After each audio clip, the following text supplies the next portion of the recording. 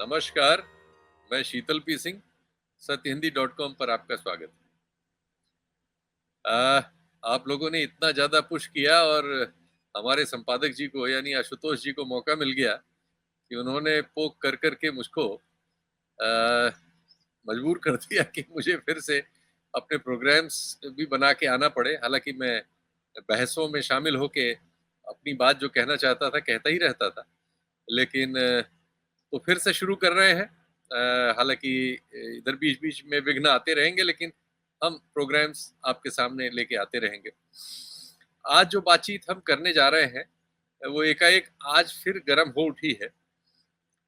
लेकिन उसका जो मूल बिंदु है, वो ये है कि अगर इस समय देश में सर्वेक्षण जो भी करते हैं अ, अगर राजनैतिक सर्वेक्षण करते हैं और पूछते हैं कि चूँकि सबसे ज़्यादा हमारे देश में चर्चा हमारे प्रधानमंत्री जी की होती है। ये माना जाता है सारे सर्वेक्षणों के ज़रिए कि वही सबसे लोकप्रिय हैं। उनकी लोकप्रियता की वजहें जब पूछी जाती हैं, तो उसमें सबसे प्रमुख वजह ये आती है कि उन्होंने देश का दुनिया में बहुत मान बढ़ा दिया है। और ये आता है कि भारत को अब दुनिया जो है, बिल्कुल दूसरी तरह से लेने लगी है और भारत का बड़ा नाम हो गया है, बड़ी सामर्थ्य हो गई है और मोदी जी का कुछ जलवा है। मतलब इसको बहुत सरल शब्दों में अगर कहें पब्लिक की भाषा में, तो कहते हैं मोदी जी का जलवा है और सारी दुनिया जो है मोदी जी करती रहती है। ये एक धारणा है जो भारतीय डायस्पोरा में, भारतीय जनमानस में बहुत बड़े पैमाने पर स्वीकृत धारणा है। अब इस धारणा का जब तथ्यों से हम आमना-सामना करते हैं या कराते हैं, खुद उसका विश्लेषण करने की कोशिश करते हैं, तो हम परेशान हो जाते हैं कि वो तथ्य इनसे बिल्कुल विपरीत हमें खड़े मिलते हैं। जैसे आज हम जब आपसे बात कर रहे हैं, इस समय मैंने दुनिया के सारे अखबारों को खंगाला है। उनमें से कुछ अखबारों को मैं आपके सामने इस स्क्रीन पर एडिट करते समय लगा दूँगा। तो आप उसमें पाएँगे कि उसमें भारत की तुलना जो है ऐसे देशों से करने की कोशिश बहुत सारे मीडिया के लोग कर रहे हैं, जो दुनिया के प्रतिष्ठित मीडिया प्रतिष्ठान हैं, कि वो बहुत नकारात्मक देश हैं, जिनमें तानाशाही है, जिनमें अपने विपक्षियों की जान ले लेने का आरोप है जिन पर अपने देश की लोकशाही को कुचलने का है और जो रफ स्टेट कहलाते हैं, अंग्रेजी में अगर इसको कहें, तो उनको सभ्य देशों में नहीं गिना जाता। आज के अखबारों में दुनिया में भारत के बारे में ये कहा गया है। इसका जवाब देने की कोशिश हुई। हुआ यूं है कि कनाडा एक देश है जो 7 समुंदर पार, अगर आप किसी को समझना चाहें सरल भाषा में, तो वाकई वो 7 समुंदर पार है। अमेरिका के बगल है, दुनिया का दूसरा सबसे बड़ा भूभाग उसके नक्शे में आता है, सबसे ज़्यादा स्वच्छ पानी उनके पास है। भारत से उसका कारोबार बहुत छोटा है, हालाँकि बहुत से भारतीय वहाँ रहते हैं। भारत से उसका कारोबार कुल $4 बिलियन का है सालाना, और यही ऊंच-नीच होता रहता है, कुछ उसमें खास बढ़त नहीं। लेकिन भारतीय बहुत सारे रहते हैं। भारत की भाषाएँ वहाँ बहुत पंजाबी वहाँ बहुत तीसरी या चौथी भाषा है। तमिल वहाँ बहुत बोली जाती है, बहुत सारे लोग बोलते हैं। और बहुत सारी एथनिक इकाइयों का वो देश है। यानी कम से कम 7 दर्जन, 8 दर्जन दुनिया की एथनिक इकाइयों वाले लोग वहाँ रहते हैं। वहाँ इस समय दुनिया में जो आव्रजन है, यानी दूसरे देशों से वहाँ जाके बसने का जो काम है, वो इस समय सबसे तेज हो रहा है पश्चिमी देशों में, कनाडा। रोजगार की जो परिस्थिति है, वो इस समय विकसित विश्व में सबसे अनुकूल जिसे कह सकते हो, कनाडा। भारत से भी वहाँ जाने वालों की तादाद एकदम लगी हुई है।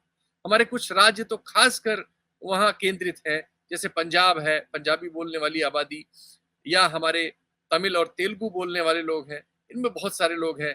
और सबसे ज़्यादा गुजराती हमारे यहाँ से हर जगह चूँकि दुनिया में वो हैं, वहाँ भी वो काफ़ी बड़ी तादाद में हैं।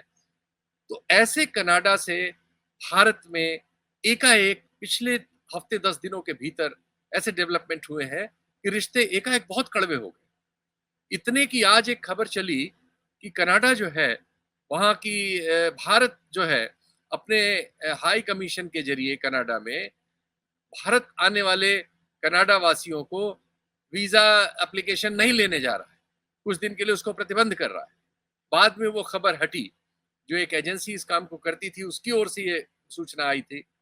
उसी बीच एक दूसरी खबर आ गई कि एक भारतीय मूल के कनाडा में रह रहे, लेकिन यहाँ अपराधों में संलिप्त रहे और वहां खालिस्तान आंदोलन के साथ जुड़े रहे एक आदमी की गोली मार के हत्या कर दी गई। और उसके बारे में देश में जो इस समय जेलों में बंद एक बिश्नोई गैंग है जो बहुत कुप्रसिद्ध है, उसने दावा किया अपने सोशल मीडिया वेबसाइट पे कि उसके लोगों ने उनको मारा है। कनाडा से रिश्ते बिगड़ने की वजह भी एक हत्या है। वहां एक हरदीप सिंह निज्जर नाम के आदमी की हत्या हुई कुछ समय पहले। उस पर यह आरोप लगे कि मतलब उसके बारे में भारत में ये कहा जाता है कि वो खालिस्तानी आंदोलन वगैरह चलाता था, कनाडा में गलत कागजों वगैरह से वहां गया था। ये सब भारत की ओर से कहा गया, लेकिन कनाडा सरकार ने जो कहा और अपने सदन में कहा, अपनी संसद में कहा, उसमें उन्होंने पहली बार, मेरा ख्याल है, भारत के ऊपर इस तरह का कोई आरोप किसी एक सभ्य देश ने इस स्तर का लगाया जैसा उस दिन वहां लगाया गया। उन्होंने कहा कि इसमें हमें भारतीय सरकार की एजेंसियों के हाथ होने की संभावना मिल रही है और हम इसके बारे में काफी पड़ताल कर चुके हैं और आगे पड़ताल करेंगे। ये बहुत गंभीर विषय है। हम एक सवरेन राष्ट्र हैं, हमारे देश में किसी दूसरे देश को इस तरह से हस्तक्षेप करके अपराध नहीं करना चाहिए। ये एक बहुत बड़ा आरोप था।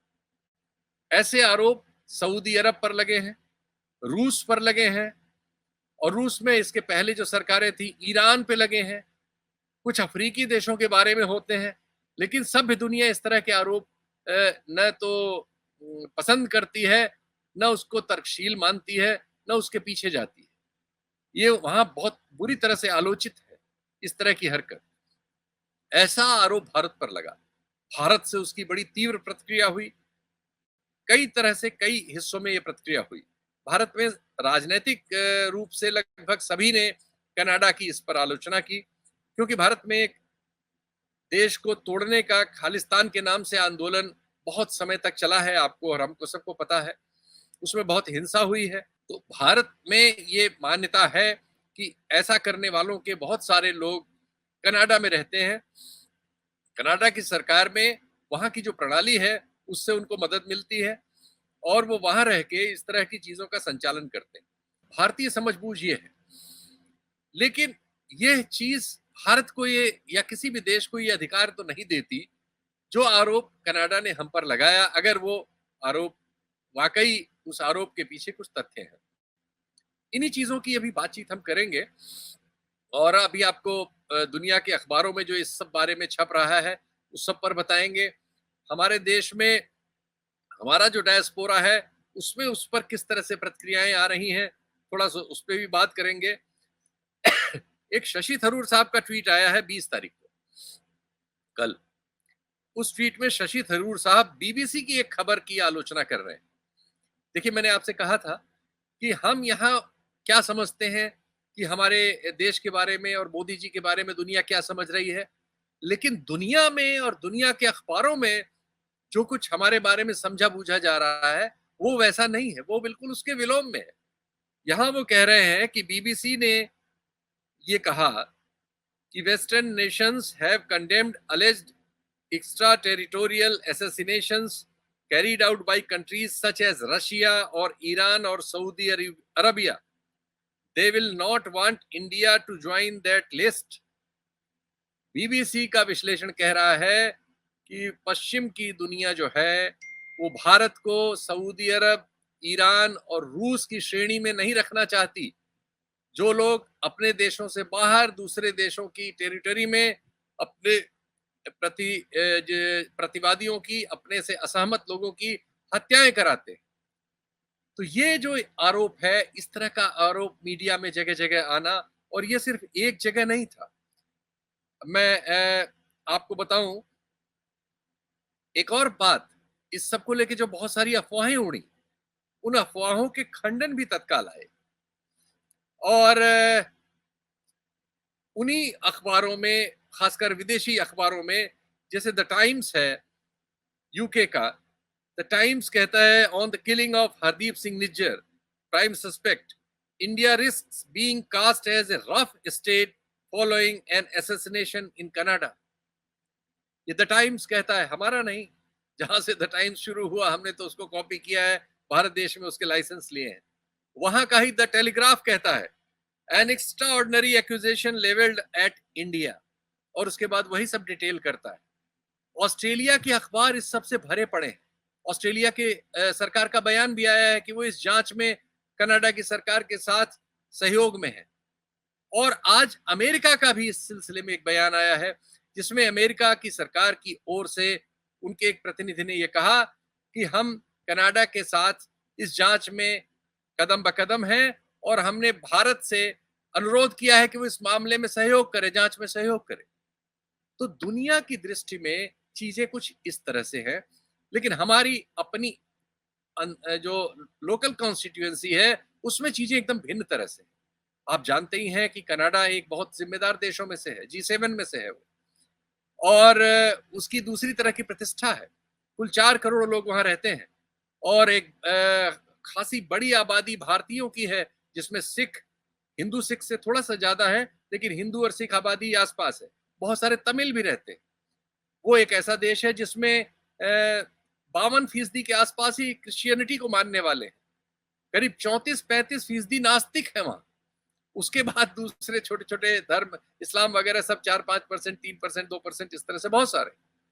तो वहां धर्म की संकीर्णता भी नहीं है, पूरे पश्चिम में नहीं है, कनाडा में भी नहीं है। जीवन स्तर के मामले में हमारी और उनकी अर्थव्यवस्था में प्रति व्यक्ति आय का जो फर्क है बहुत ज्यादा है, 30 गुने से भी ज्यादा का फर्क है हमारे और उनमें। तो इस तरह की स्थितियों, भारत से वहां जाने वालों की कतार है। तो एकाएक रिश्तों का इस तरह से कड़वा हो जाना जैसा कि वो हो गया है, और उस पर जिस तरह से दुनिया भर से प्रतिक्रिया आ रही है सभ्य दुनिया से, ये भारत के लिए चिंता का विषय होना चाहिए। लेकिन हमारा सोशल मीडिया पर और हमारे राजनय में हम चिंता को उस तरह से नहीं देख रहे, बल्कि हम ये पा रहे हैं कि भारतीय सरकार की और भारतीय सरकार के प्रतिनिधियों की ओर से जो प्रतिक्रिया है वो कुछ झगड़े वाली है। और ऐसा, या ये भी हो सकता है कि कहीं हमें वैसे अभी इस पे स्पेकुलेट नहीं करना चाहिए कि हम ऐसा कर सकते हैं कि हमारी कुछ कमजोरी हो इस पूरे मामले में। हमारी प्रतिक्रिया कुछ इस तरह की ध्वनि पैदा कर रही है, और इस ध्वनि को कहीं से भी प्रतिध्वनि नहीं मिल रही है दुनिया में। ये एक विशेष स्थिति है। इसलिए आज राजू शर्मा जी को फिर बहुत दिनों बाद पकड़ा है।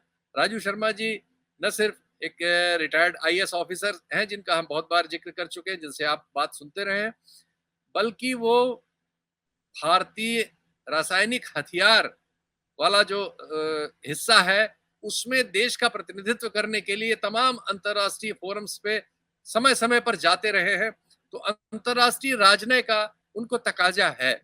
इसलिए ये चूंकि बड़ा संवेदनशील विषय था, इसमें हल्की फुल्की बात नहीं की जा सकती थी, तो मैंने राजू शर्मा जी को आज बुलाया है। माफ कीजिएगा, मैंने काफी बड़ा इंट्रो दिया, चूंकि घटना ऐसी थी, इतनी सारी चीजें डेवलप हो रही थी, इसलिए मुझे बड़ा इंट्रो इसके लिए देना पड़ा और आपको मैं देर में बुला सका। आपकी एकदम तात्कालिक प्रतिक्रिया इस मेरे इंट्रो के बाद क्या होगी या क्या है? आप जब ये सारा सूचना दे रहे थे, प्रारंभिक और जरूरी सूचना, तो कई चीजें मेरे दिमाग में घूम रही थी, और उन चीजों को अगर मैं उसका एक निष्कर्ष निकालूं तो वो ये है कि जब ये दिक्कत जो है, जो ये तो एक ऐसी चीज है जो पहले कभी नहीं हुई, लेकिन इस तरह की चीजें होती रही हैं, और वो दिक्कत इस वजह से निकल के आ रही है कि देश की जो डोमेस्टिक पॉलिसी है, हमारी जो रेजीम है, हमारे जो तंत्र है, राज्य है, सरकार है, शासन है, उसकी जो देश के भीतर जो नीतियां हैं, जिस तरह से वो काम कर रहे हैं, जो विदेश में देखी जा रही है, और जो वो अंतर्राष्ट्रीय पटल पर, चाहे G20 हो, चाहे सिक्योरिटी काउंसिल हो, चाहे जनरल असेंबली हो, किसी भी मल्टीलैटरल ब्रिक हो,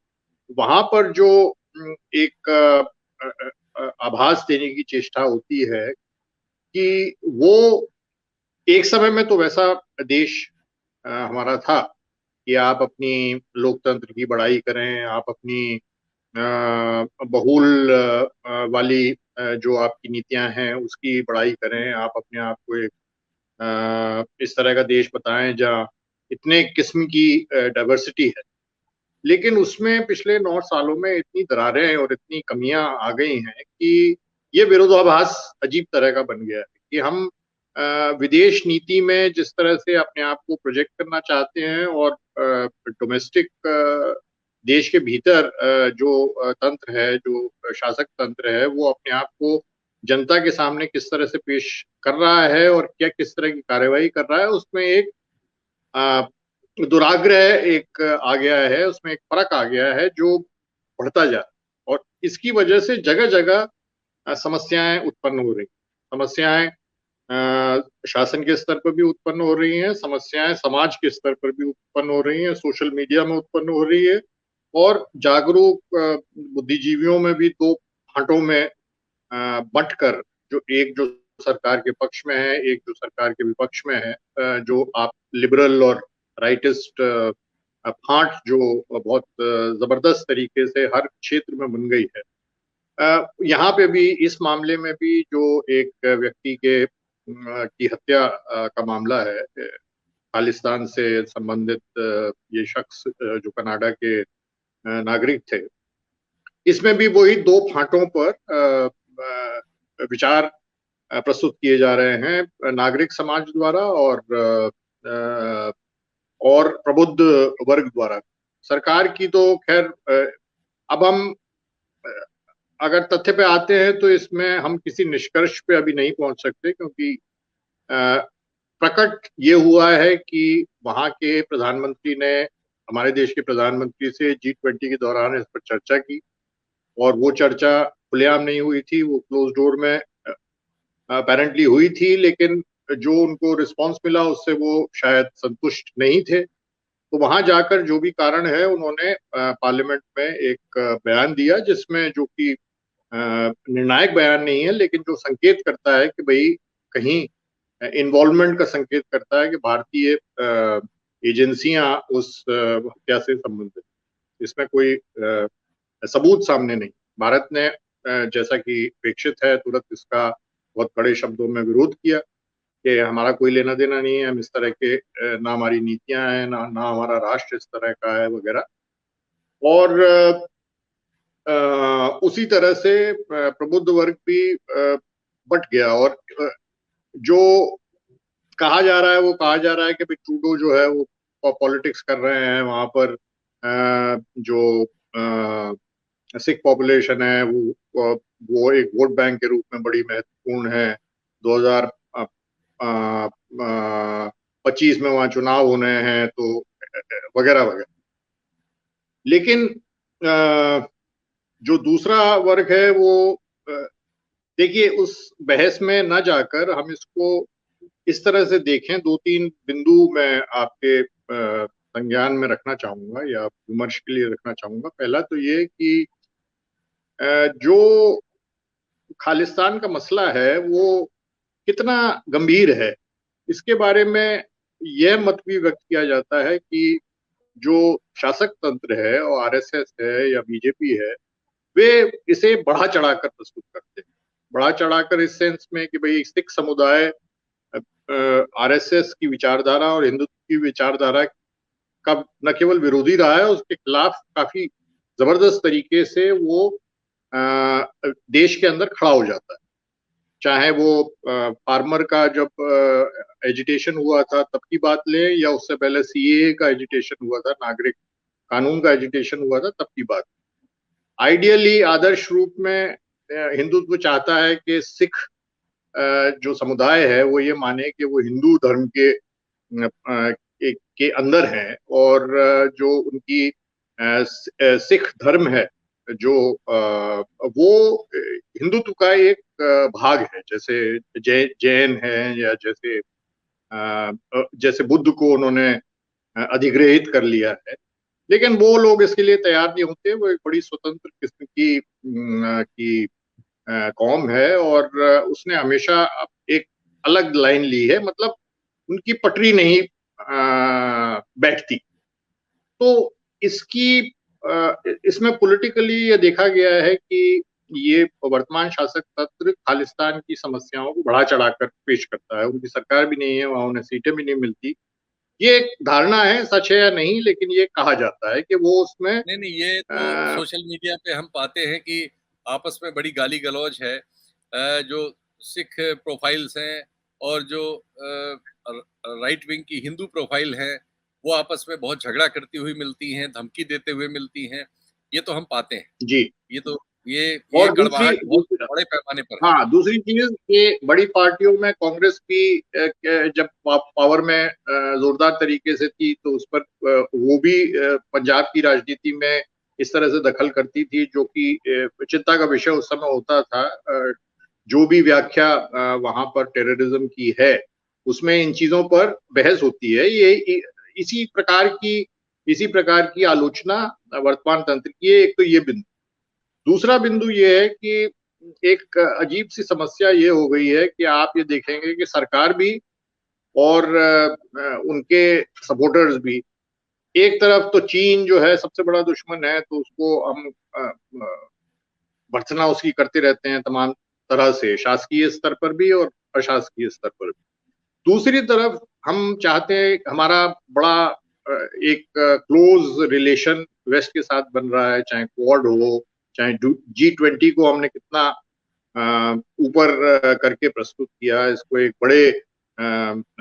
बड़ी अचीवमेंट के रूप में प्रस्तुत किया जाता है। नहीं, हम विश्व नेता है, विश्व गणतंत्र गुरु है, दिवस पर अमेरिका के राष्ट्रपति को बुलाना चाहते हैं। राष्ट्रपति। हम 2 बार लेकिन पहले लेकिन प्रयास जब कर वहां चुके हैं। वहां की हाँ, वहां वहां जब जब जब बातें आपके आपके फेवर में होती हैं, जब कोई रिपोर्ट आपके फेवर में आती है, तो आप उनकी वाहवाही करने लगते हैं। लेकिन जैसे ही आलोचना होती है, चाहे वो पेपर में हो, चाहे वो BBC पर हो, चाहे वो किसी भी स्तर पर हो, किसी कमिटी ने या कांग्रेस ने या UN की किसी एजेंसी ने आपके खिलाफ, चाहे आजादी के बारे में, चाहे प्रेस के बारे में, चाहे आपके ह्यूमन इंडिकेटर्स के बारे में अगर आलोचना की रिपोर्ट आती है, तो आप कहते हैं वेस्ट की जो है वो बायस है, ये अपने आप को जाने क्या समझते हैं, ये दोगले लोग हैं, एटसेट्रा एटसेट्रा। तो ये एक अजीब सी स्थिति पैदा हो गई कि लगता है कि हम जिसे कहते हैं अंग्रेजी में कि we are hitting quite above our ability. मतलब हम जो नहीं, अपने चीन आप के को बारे में तो हम बहुत देखते हैं, जल्दी। हमारा जो शासन तंत्र है, प्रधानमंत्री जी तो चीन का कभी नाम भी नहीं लेते। चीन के जी। राष्ट्रपति का जिक्र करने में हमारे सबकी घिघी बंधी रहती है।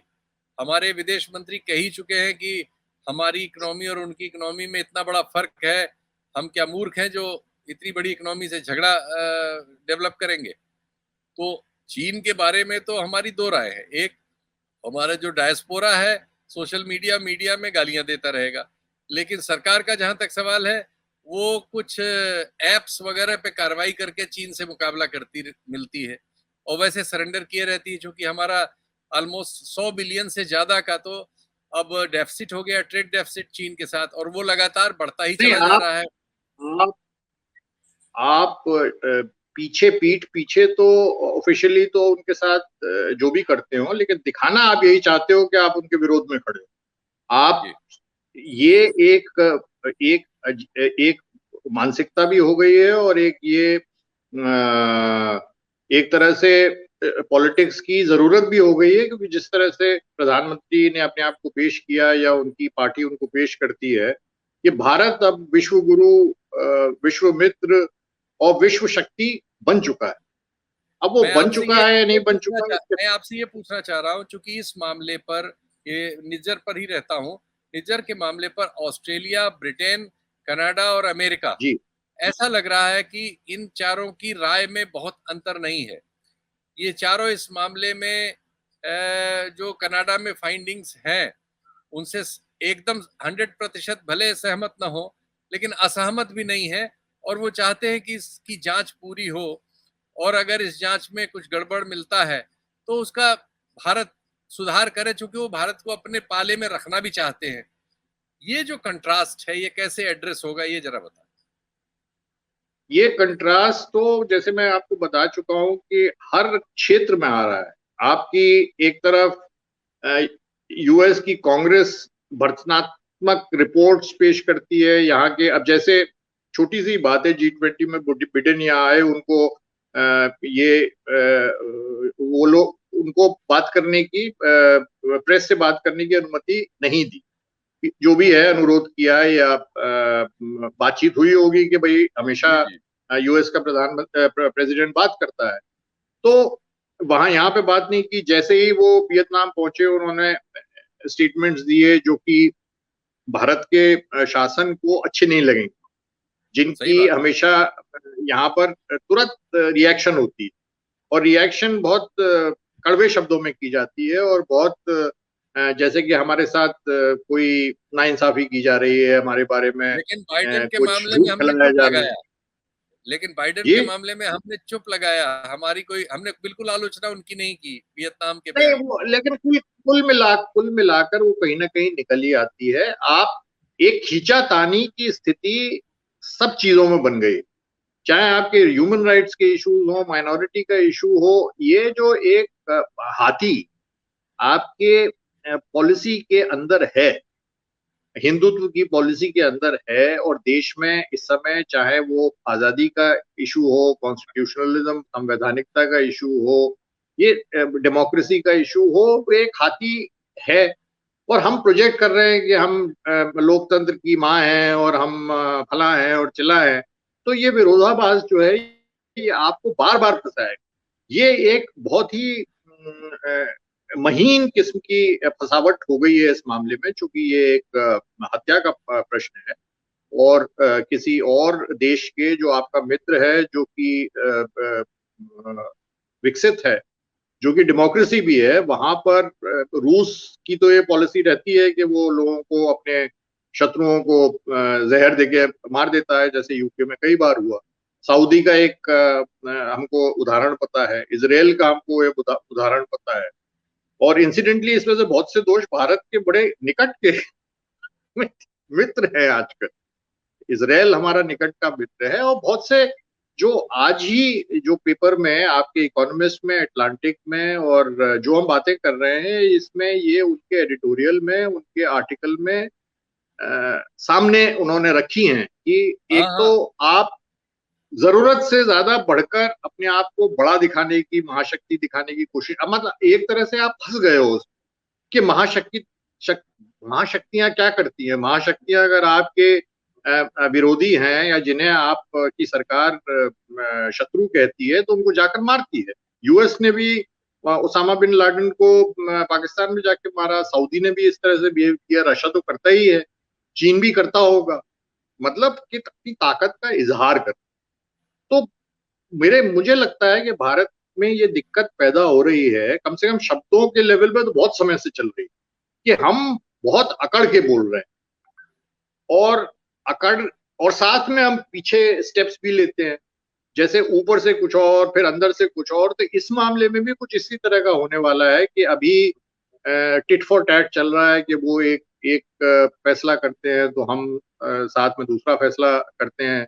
हम उनके जो आरोप है, या जो भी कुछ उस सरकार से आ रहा है, तो तो वो उसका हमारे बहुत एक ही ऑफिसर को वहां से हटाते हैं, तो हम उनके ऑफिसर को यहाँ से हटाते हैं, ये सब हो रहा बहुत ही बहुत ही कड़े शब्दों में उसकी निंदा करते हैं, कि मतलब आप ऐसा सोच भी कैसे सकते हैं, हम एक इतनी बड़ी महान डेमोक्रेसी हैं, हम ये हमारी नीतियों में, मतलब आप सपने में भी कैसे ये सोच सकते हैं। इस तरह की बात ऊपर से कही जा रही है, लेकिन अगर इसमें कुछ धुआं है, तो आप सही कह रहे हैं कि वो इंटेलिजेंस आई की जो बात की है, कि 5 देश आपस में इंटेलिजेंस शेयर करते हैं, जो बयान ऑस्ट्रेलिया से और यूएस से, यूके से, कनाडा से, और फ्रांस भी शायद उसमें शामिल है, आए हैं, उससे लगता है कि वो सब लगभग एक उस पर है। लेकिन जो भारत को फॉरेन रिलेशन में जो फायदा मिल रहा है इस समय, वो इस वजह से मिल रहा है कि चीन के खिलाफ, या चीन के बरक्स, जो भारत को खड़ा करने की एक योजना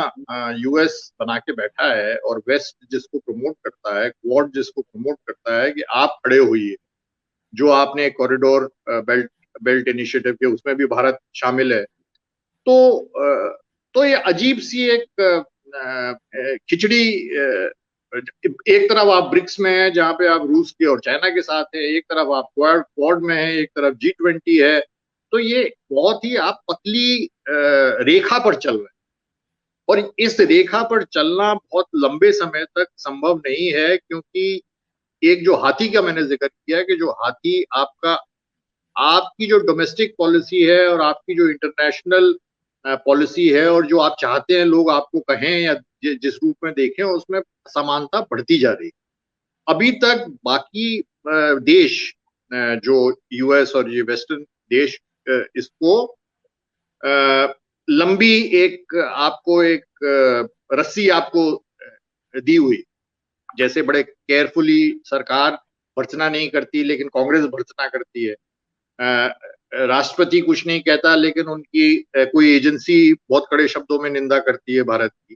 तो ये सब चल रहा है, लेकिन ये वाली जो घटना है, इससे एक तो ये एक विस्फोट की तरह से, और ये दिखा रहा है कि इस रेखा पर चलना कितना बड़ा समस्या है, और इसका कैसे आगे ये निरूपित होती है, कैसे आगे बढ़ती है, अगर वास्तव में कोई साक्ष्य आ जाता है तो उसके क्या परिणाम होते हैं।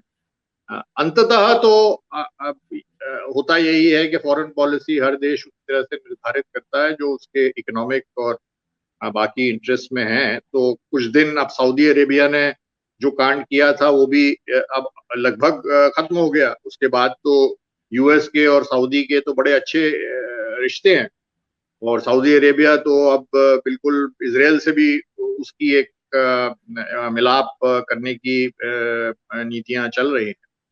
तो इसके भी कोई दूरगामी उस तरह के परिणाम नहीं होने हैं, लेकिन एक ध्वनि पैदा हुई है और जो भारत को थोड़ा सा बैकफुट पर लाती है।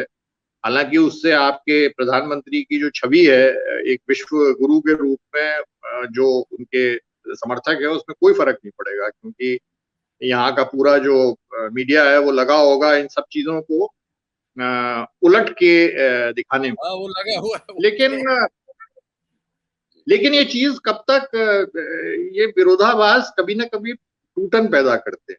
तो मैं तो ये देखता हूँ कि ये टूटन, ये धीरे धीरे दरारें बढ़ती हैं, कमतर नहीं होती। आफ्टर ऑल, अगर हम द्वितीय विश्व युद्ध को याद करें तो जर्मनी से भी जो वेस्ट के राज्य थे वो बहुत लंबे समय तक उसके साथ समझौता करने की, उसकी बातों को मानने की, ये कहने की नहीं नहीं जर्मनी तो वास्तव में शांति चाहता है। आपको याद होगा कि कितनी बार ब्रिटेन के प्रधानमंत्री जाते थे जर्मनी और वहां पे समझौता करके आ जाते थे, इस विश्वास के साथ कि हिटलर साहब जो है वो अब कुछ आगे नहीं करेंगे। लेकिन वो इतने गलत साबित हुए, ये इतिहास हमको दिखाता है। तो कोई विरोधाभास हमेशा आप अपना मांस नोचेगी। तो मैं इस पूरे कांड को इस रूप में लेता हूं कि इससे कोई बहुत बड़ा फर्क नहीं पड़ेगा, लेकिन ये संकेत है कि आपकी जो नियत और आप करनी, अगर उसमें फर्क है तो वो कभी ना कभी आपको सबके सामने प्रकट कर देता है। ये आप इसे इस तरह से भी देखने में सुविधा महसूस कर सकते हैं कि ये एक लेवल पे इमेच्योरिश भी है। अगर भारत इसमें कहीं किसी लेवल पर पकड़ा जाता है तो हमारी लीडरशिप का आप ये कह सकते हैं कि एक लेवल पे इसको क्या संज्ञा दी जा सकती है कि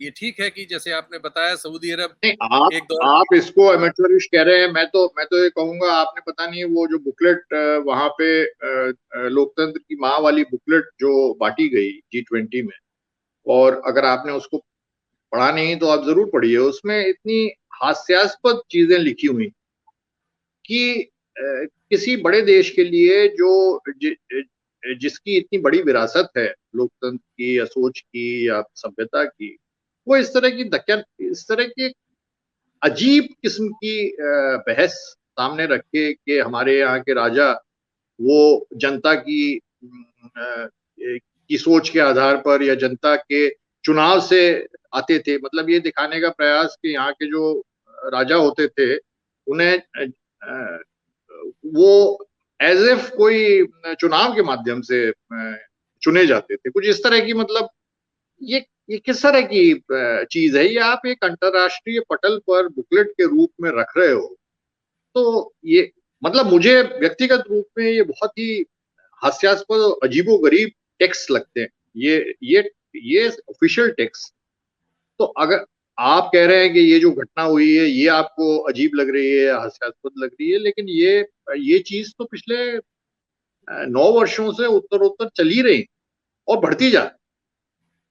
जिस तरह से हम लोग किसी भी संस्था की, हम लोग बाहर के देश अगर हमारी जीडीपी को क्रिटिसाइज करते हैं, हमारी ग्रोथ को क्रिटिसाइज करते हैं, या हमारी एम्प्लॉयमेंट के ऊपर, गरीबी के ऊपर, किसी भी चीज पे अगर कोई रिपोर्ट प्रकाशित करते हैं जो ठीक हमको थोड़ा सा गरीब दिखाती है या दिक्कत में दिखाती है, तो उसके पीछे पड़ जाते हैं।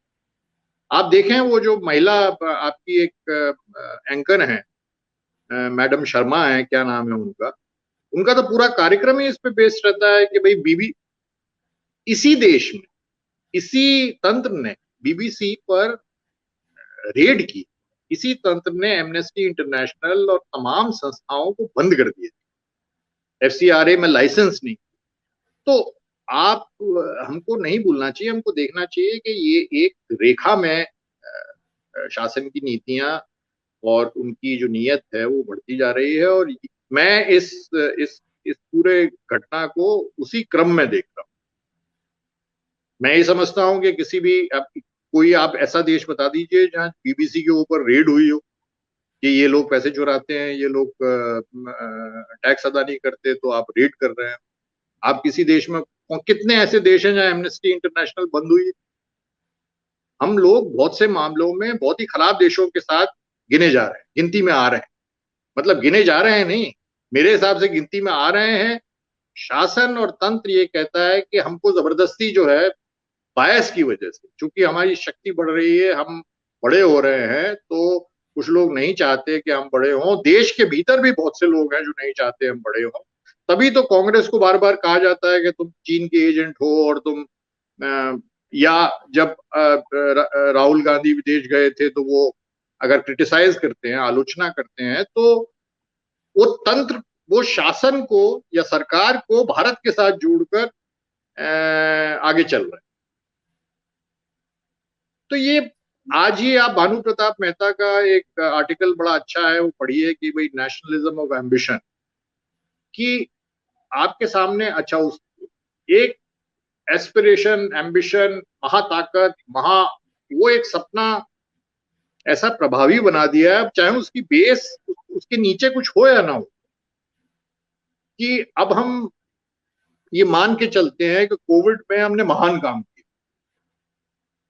हमने वैक्सीनेशन में अच्छा काम किया है, सही है, लेकिन हमारे यहाँ बहुत सी त्रासदियां भी हुई को, लेकिन अब उसका जिक्र कहीं नहीं आता है। तो बहुत सारे, जब आपको एक ऐसा एक आभास प्रस्तुत करना है कि आप विश्वगुरु, कितनी बार हम लोग विश्वगुरु, कोई ऐसा देश आपने देखा है जो इतनी बार अपने आप को विश्वगुरु कहता है और अपने मुंह से कहता जाता है किसी और ने आपको विश्वगुरु कहा है?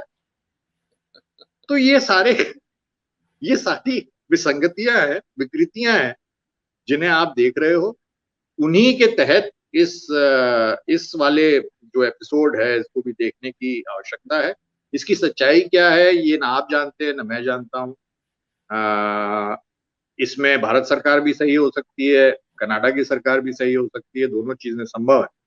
लेकिन ब्रॉडर चीज जो है वो ये है कि हमारे यहाँ जो एक नियत और करनी में जो महाफर्क बढ़ता जा रहा है, वो इन सब चीजों के बेस।